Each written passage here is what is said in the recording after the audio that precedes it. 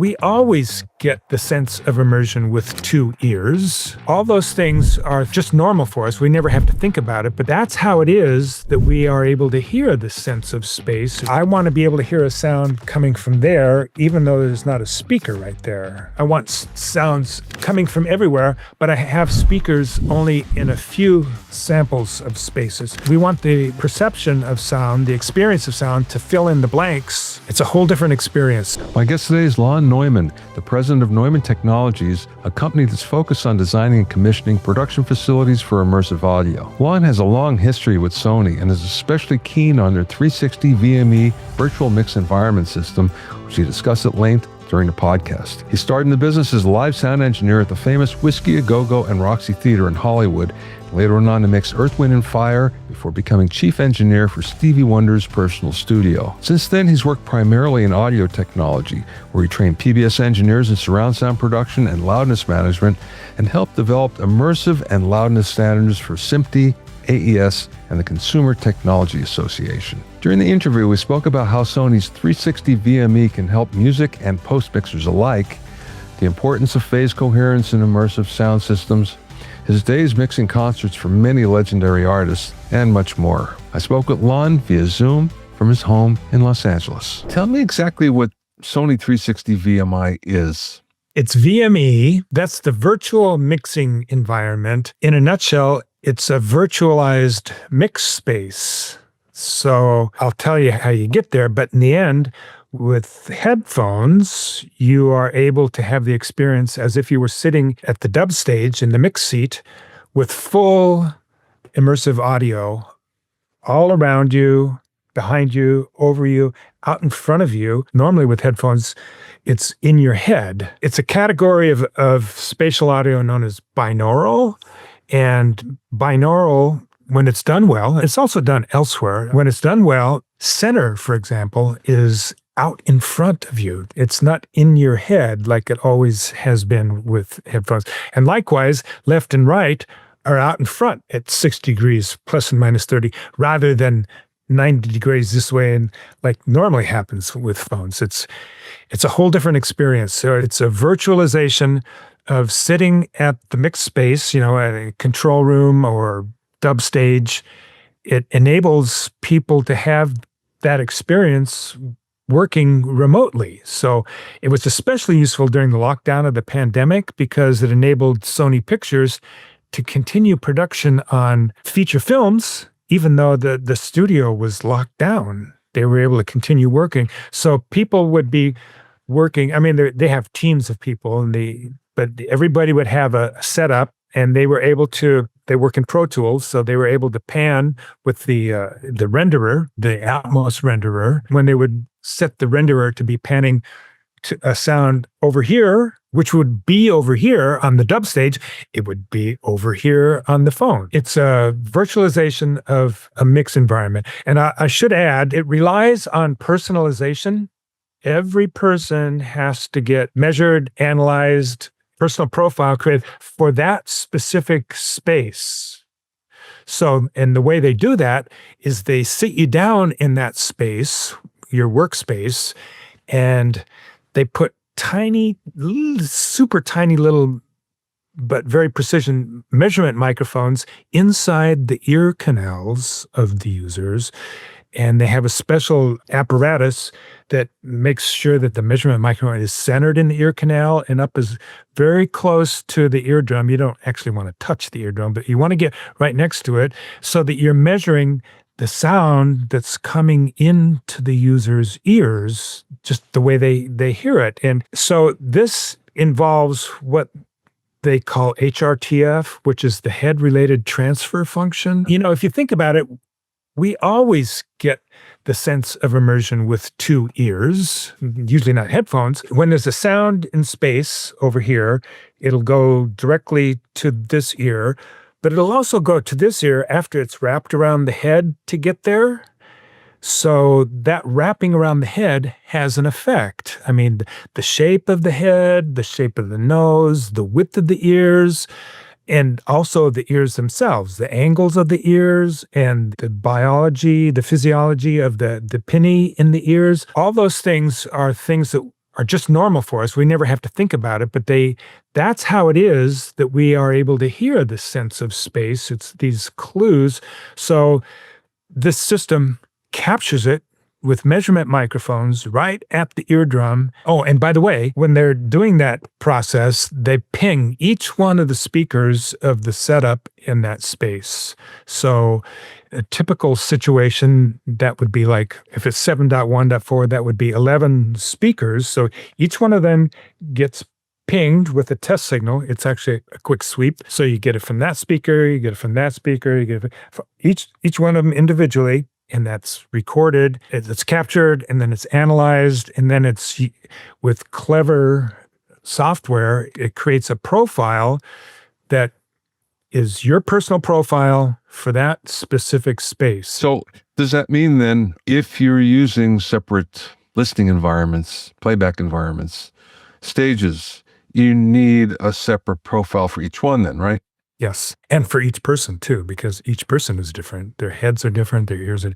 So it needs to be personalized in the individual workspaces. Can you use any kind of headphones? Well, they recommend some special phones that they've designed specifically for this, but strictly speaking, it's not absolutely required. Sony claims that the best results are using their phones, and I haven't really compared one to the other.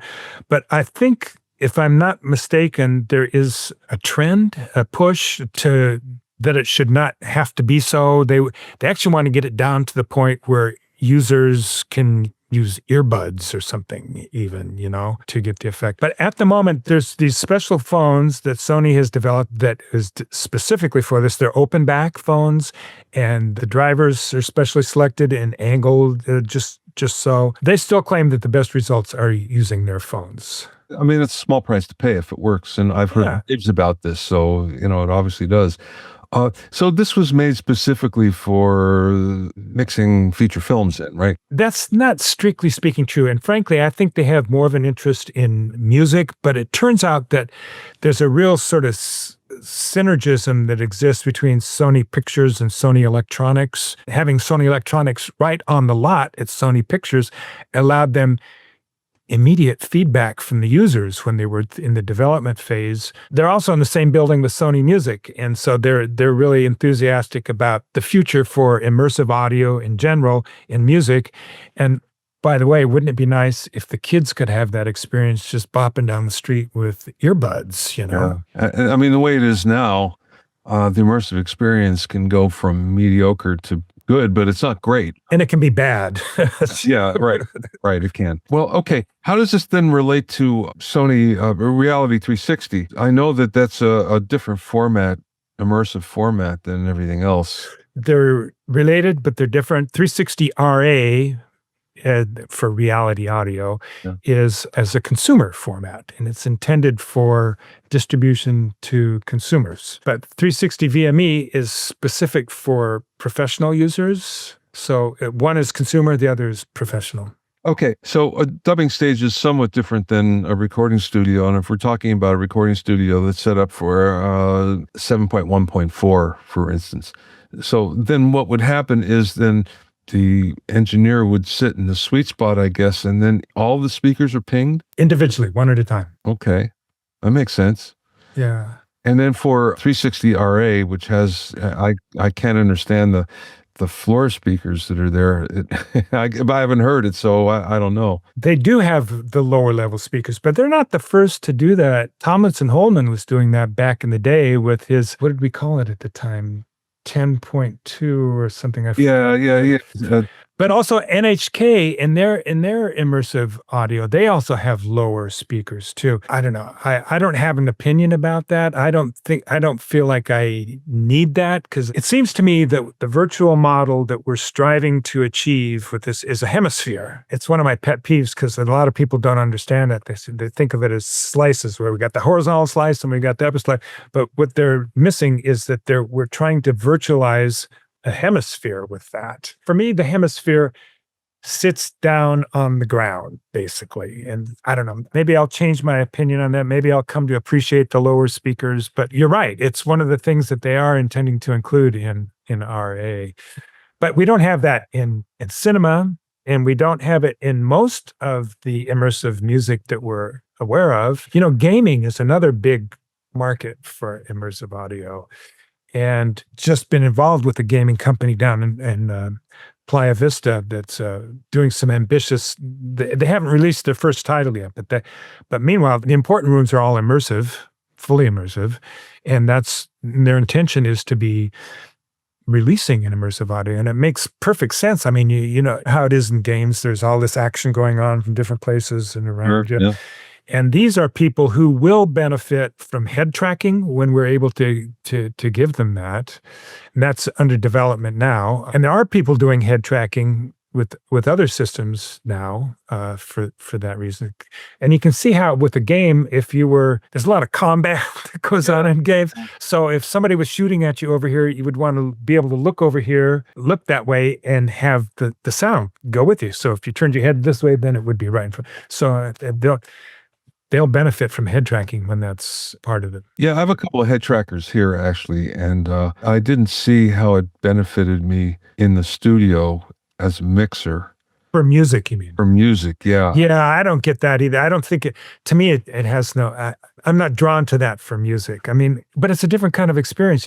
Traditionally, for eons, we've been oriented to music through like a proscenium type arch, that's up in front, but there's also early reflections and late reflections and stuff from all around. But we're still mostly oriented towards the front with the way we consume music. But, I have to say that as early as the days of Bach, he did antiphonal choirs, that would be in different places in the room. And pipe organs have ranks of pipes in the rear of the cathedral. So there is precedent for it in old-time conventional music too. It's funny, I have a pair of Apple Pro Max headphones. They're kind of in immersive mode all the time. So I was listening to talk radio while I was sitting in the dentist's office, and I turned my head and the radio was here. It was on my left side. Yeah. Right. And it's like, well, this is odd. And then I turn my head and the radio's over on my right side now. And it's like, well, that's not quite what I want. It's one of those things. So immersive, it could be off-putting, the wrong circumstances, unfortunately. But I mean, we're talking about circumstances where everybody knows where it's going to happen. And I think especially for immersive gaming, that's exciting. But I think music too. I mean, Greg Penny, the mixer Greg Penny, has done some great work with the Elton John stuff. Yes. And that is not just strictly in the front, Yeah. It's very musical. Yeah. No, Rocket Man is fantastic. Exactly. Yeah. Especially the acoustic version is. Yeah. It's fabulous. Yeah. Although I've had some people tell me that they hated it and they thought it was, a black mark on Elton for doing it. And it's like, oh, I don't get it. I thought it was great myself. So, we all have opinions. Yeah. Here's a question for you. So there has to be some sort of software then that is giving you 360 VME playback, right? Where does that sit? Does that sit on a master bus, a monitor bus? Where? It's a monitor function, as if it was built into the monitors. It's after the monitor output of whatever the desk is. Except that now they're integrating it too. It's now become a Pro Tools plugin. So, I mean, it's still the same place effectively in the chain. It's all about monitors, so everything else that the user does is the same as it ever was. And the monitors are different. Okay. So if it's integrated, it's pretty transparent then where it's at. Yeah. I guess.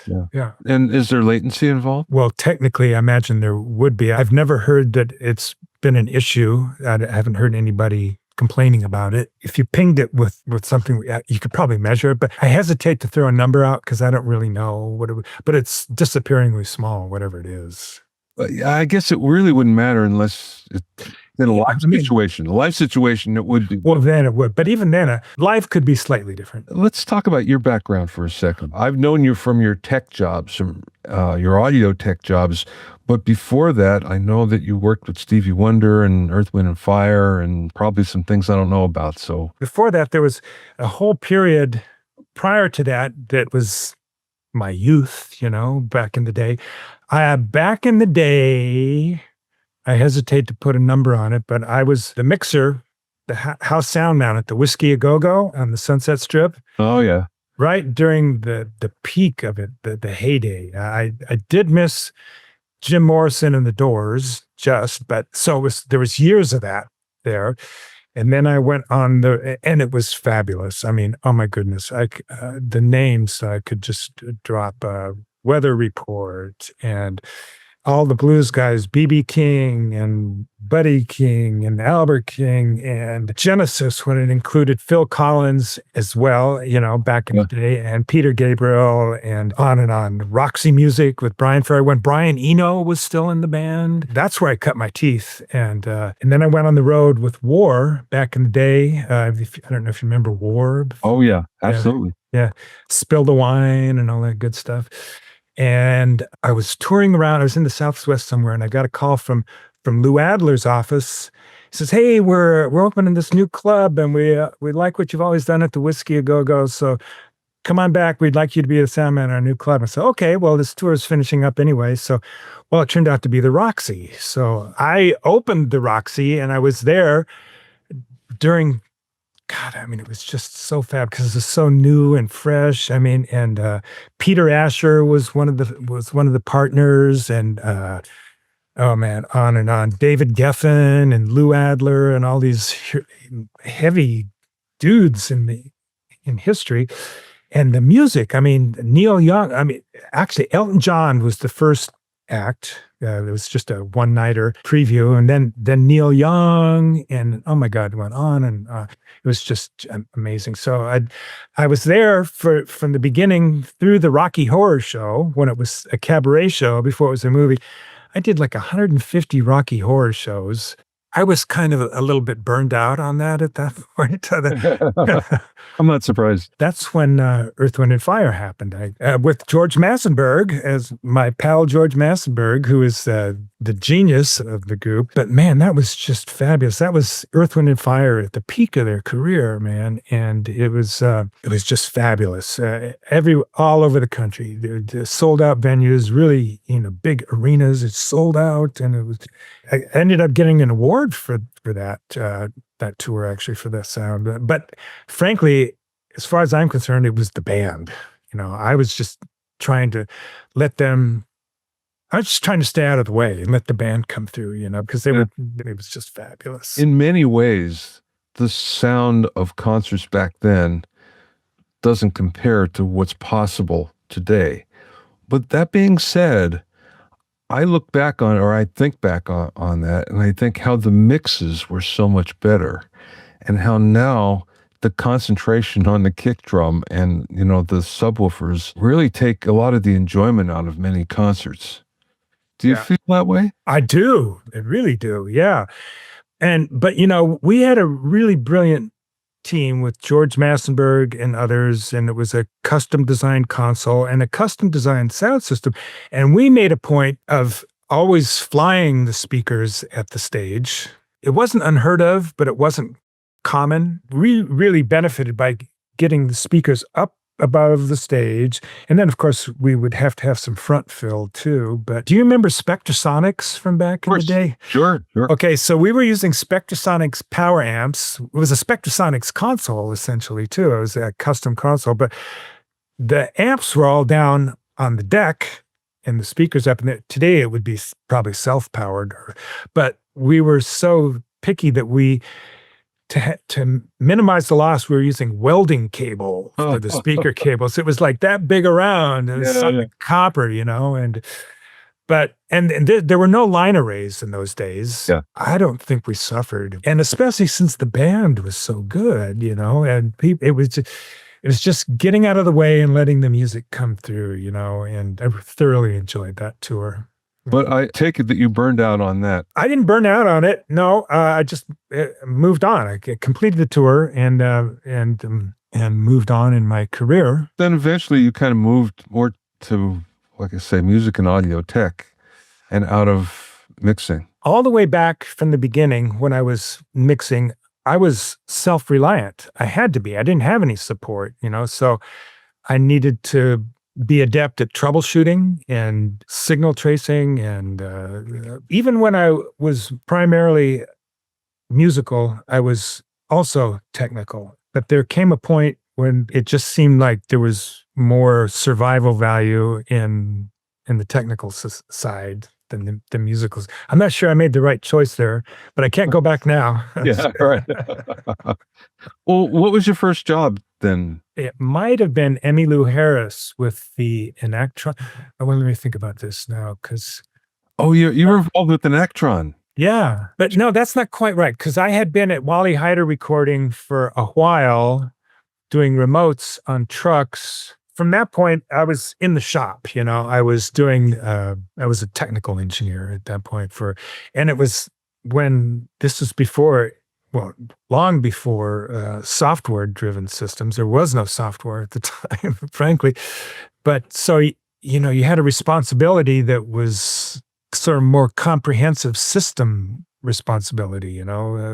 If something wasn't working, you had to go inside and Make it work, yeah. make it work. You got to analyze the situation and find the fault and fix it. So there was years with Wally Heider Recording, and they, based on my live sound experience and technical chops, they figured it was a good fit for remote recording with trucks. Back when Wally Heider Recording that was the deal, but it was trucks, heavily trucks, because of the live sound connection, but technical. A lot of setup that went on in those days. Back, these were analog machines, and so every day the machines had to get set up, the Dolbys had to get set up, everything had to be checked out, rung out, and fixed. The other thing I remember from those days is the trouble with getting power as well. And oh man, I can tell like you, nothing, right? it was a big deal. So we would typically, or frequently, maybe typically, we would clamp onto bus bars at the service entrance ahead of the breakers with these big, massive Mueller clips. I can remember one day at Wally Heider Recording, I was back in the alley connecting the power like that, and I had a big screwdriver, and I went across the buses, and it just melted the whole blade of this. It was just vaporized. It was a big screwdriver too. The quality of power was a deal too. We had power supplies were analog in those days too. They were linear power supplies, and noise could get through. If you had noisy power, if there's noise on the line, it could get through the power supplies and out into the audio. And so, yeah, power was a big deal. So then I got to Record Plant doing remotes, and that's how I got to Stevie Wonder, because he was based out of Record Plant for a long time. Well, yeah, that's right. Songs in the Key of Life and all that stuff was Record Plant with Malcolm Cecil and Bob Margouleff. Yeah. Bob Margouleff, that's what I was trying to say. And Malcolm's gone, but Bob Margouleff is still around. So Stevie had bought the C.P. McGregor studios in what's now Koreatown, because that's where Nat King Cole had done all of his independent work. Most of Nat King Cole was at Capitol, but he did some independent stuff, and he always used C.P. McGregor. Now, C.P. McGregor was already old at that time. This had been a recording studio before magnetic tape. Jeez. Wow. That goes back. Way back to the Fibber McGee and Molly used to come out of there, and the Lux Radio Theater came out of there. And you go, well, how does that happen? Without tape? Well, they would set up a bank of lathes. They would cut onto transcription discs live, and then they would make stampers from that. They would ship them around the country to radio studios, and it was all mono, of course. So anyway, it was a very old-time studio, but it was so old that it had been gutted. The control rooms the consoles were gone. You wouldn't want them anyway. There were 600 ohm type consoles, from back in the day. But that was all gone, but the room was still fine. The acoustics sounded the same as they ever did for Nat King. So that's what Stevie really liked. But so the solution was, well, we'll just get a remote truck. So I brought in a remote truck, and it was an instant studio, an instant control room, We worked that way for years on site. The 4th of July album was that way. I came with the truck, and so we just hit it off, and I stayed and went on to build a studio for him there with guidance from Jack Edwards. I don't know if you remember the student Oh, market. Jack Edwards. yeah. Yeah. And George Augsburger on acoustic. George and I are still working together, by the way. Wow. Yeah. So, and that was a big turning point in my career. And that led directly to Sony, because Sony had, the marketing geniuses had targeted Stevie as a vehicle to get this new technology across known as digital. I mean, I was right there at the dawn of digital, and you couldn't go get training on that at that point. You couldn't read about it because nobody knew anything about it. But the people at Sony knew about it, the engineers, and also 3M in those early days. There was the 3M. Sure, I remember it. Yes, right. So do you remember Roger Nichols? Of course. Roger Nichols and I went to 3M school in St. Paul, Minnesota at the same time to learn about this digital machines. He's gone now, unfortunately, too. But so actually, my first step beyond that was to Mitsubishi, because they had digital machines in the day. I remember using it. Yes, of course. So I was doing tech support for Mitsubishi for the 2-tracks and the multi-tracks, and servicing Michael Jackson, for example, and others. Then I got recruited by Sony based on what was happening at Mitsubishi. And then, so I was with Sony for years at that point. Let's jump up to now. So Yeah. Neumann Technologies, what do you specialize in? So basically, in a nutshell, it's commissioning immersive spaces. In my sense of that term, that means getting everything set up and optimized. And this leads to one of my pet peeves. Maybe that's not the right term, but one of my interests is regarding spatial audio. So we talked about the model of the hemisphere. Obviously, it's one thing to get sound from speakers in different locations, and especially in cinema where there's so many of them. That's the whole deal. What really makes it sing is the phantom imaging. That's how you fill in the spaces to make it a hemisphere. So that means that I want to be able to hear a sound coming from there, even though there's not a speaker right there, and all over the place. I want sounds coming from everywhere, but I have speakers only in a few samples of spaces. But we want sound, we want the perception of sound, the experience of sound to fill in the blanks. That's the deal. So there's things that have to be done for that to be optimized. You want the angles right in the first place, but you want the distance to match, distances. So we sometimes do that virtually these days, but I still prefer physical. So you got to get the angles right and the distances match, and you want all the speakers to match. The thing is we really need to have phase coherence, not just level match and timbre match, but we need phase matching too. And that's not something that most people are accustomed to thinking about or addressing, but it's really important. There's phantom imaging and there's phantom imaging. So, I mean, you can get an image to occur at 500 hertz or 1 kilohertz, but you really want it to be phase coherent we really like to get it to 10 kilohertz. I mean, 20 kilohertz is just not, but we want to be able to take pink noise and pan it between speakers and have it be consistent so that you don't even hear a transition, even when it's in the center. And one of the tricks that George Massenburg taught me back in the day is a really useful signal for things along these lines is to pull out your car keys and jingle them in front of a good condenser mic. Because if you look at it in an analyzer, it has a rising response. It rises right out to 20 kilohertz with your car keys. So it's a really good test signal. Well, you want to be able to not just have phase coherence in the vocal range, but you want all the sibilants and everything else, the fine little delicate stuff to hold up everywhere, not just coming out of the speaker, but in between the speakers. That's a sort of a tough requirement. You have to be aware of it in the first place and observe it and skillful enough to know how to analyze it and deal with it. But that's what makes the whole thing sing in my book. And it's something that's overlooked as well. It is, yeah. Because people say, oh, I got sound here, and I got sound there, and they think that's the end of the story, but they're missing something there. All right, Lon, last question. Yep.